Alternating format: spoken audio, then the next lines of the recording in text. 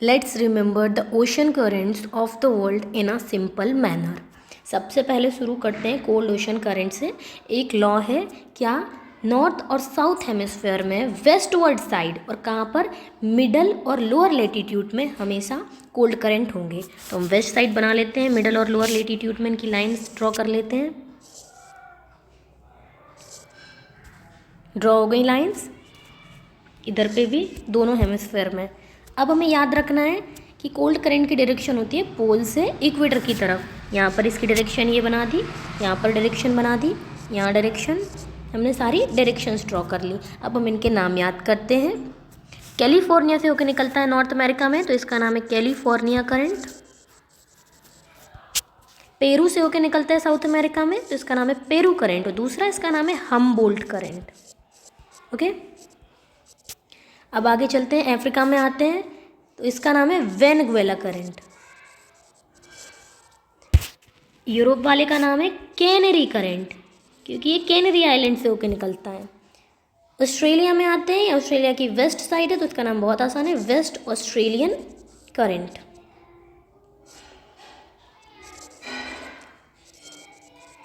अब दूसरे रूल की ओर चलते हैं। अब सिर्फ नदर्न हेमिस्फेयर में ईस्टवर्ड साइड जो है अपर लेटीट्यूड्स में हम देखेंगे कि हमें मिलेंगे कोल्ड करंट्स। तो हम ड्रॉ कर लेते हैं ईस्ट साइड, और एक सदर्न में भी है यहाँ पर, क्योंकि यहाँ लैंड है तो इधर ईस्ट साइड। ओके, अब हम इनकी डायरेक्शन ड्रॉ करते हैं। तो पोल से इक्वेटर की तरफ, पोल से इक्वेटर की तरफ, पोल से इक्वेटर की तरफ। ये वाला जो ये थोड़ा घूम जाता है। अब इसका नाम क्या है, ये लेब्राडोर से होकर निकलता है, तो इसका नाम है लेब्राडोर करंट।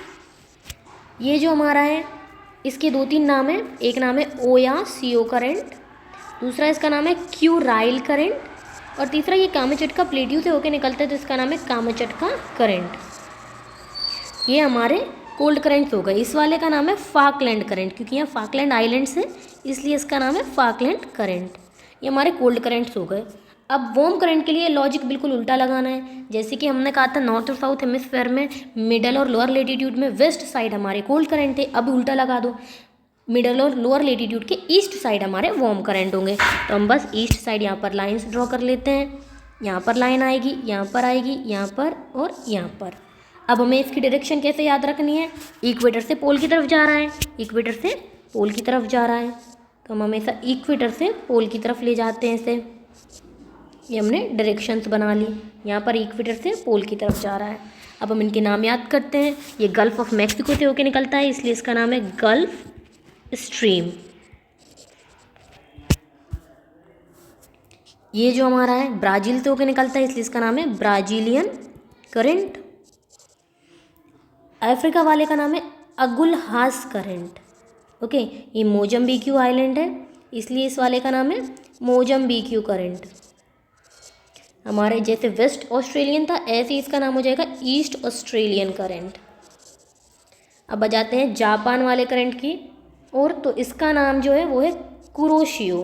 क्या है, कुरोशियो, और ये जापान से होकर निकलता है, इसलिए इसका दूसरा नाम जापान करंट भी है। अब हम दूसरे रूल के ऊपर आते हैं। यहाँ पर था कि नदन में ईस्ट के साइड हमारा कोल्ड होगा, तो ऐसे ही अब नदन में वेस्ट के साइड हमारा वार्म होगा। तो हम ड्रॉ कर लेते हैं। एक ये लाइन हमने ड्रॉ करी, एक मिनट एक गड़बड़ हो गई है।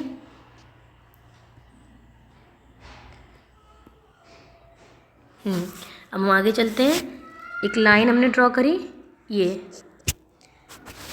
क्यों हमने ऐसा एरो बनाया, क्योंकि इक्वेटर से पोल की तरफ। यहाँ पर लाइन ड्रॉ करते हैं, यहाँ पर लाइन ड्रॉ हो जाएगी, दो जगह हमारी लाइन ड्रॉ हो चुकी है। अब चलिए हम इनके नाम करते हैं। ये अलास्का से होकर निकलते हैं, इसलिए इसका नाम है अलास्का करंट।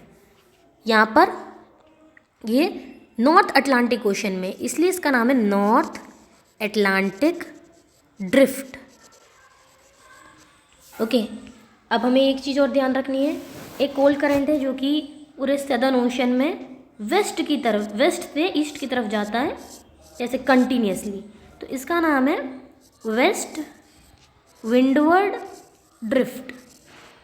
ये सब कुछ वेस्ट की तरफ, वेस्ट से ईस्ट की तरफ भेजता रहता है। ऐसे ही हमें याद रखना है कि हमारा जो इक्वेटर है, हम ड्रॉ कर लेते हैं। ये हमारा इक्वेटर हो गया। इक्वेटर में 3 करंट्स फ्लो होते हैं, ये नॉर्थ इक्वेटर हो गया, ये काउंटर इक्वेटर हो गया और ये साउथ इक्वेटर हो गया।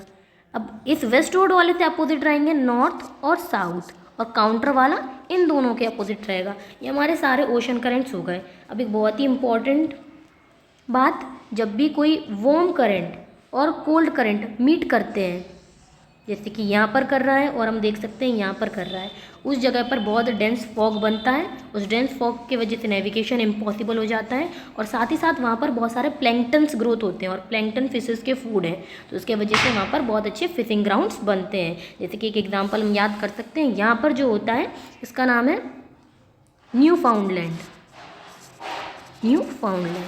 ओके, तो बस हमारे सारे ओशन करंट्स कंप्लीट हो गए। Thank you.